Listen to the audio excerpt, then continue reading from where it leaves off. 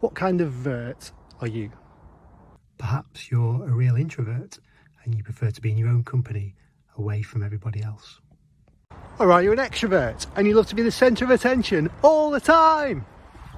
If you've ever done a psychometric like Myers Briggs or an online personality test, it's likely you've been pigeonholed into these either or categories.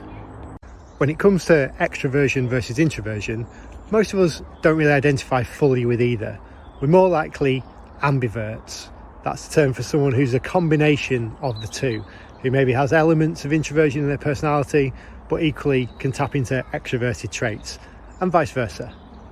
And exactly the same is true for all those other either or behaviours as well. Maybe you're a kind and lovely people-focused person. Or you're an ambitious and driven, results-focused leader. Are you creative, or are you good at getting things done? You can only choose one. The truth is, you don't have to choose. And why should you? No one should just aspire to be one pair of a set of complementary traits. Just because you're good at one thing doesn't mean you can't also have strength in another area. So don't be limited by those reductive personality tests that attempt to pigeonhole you into one type of person or another.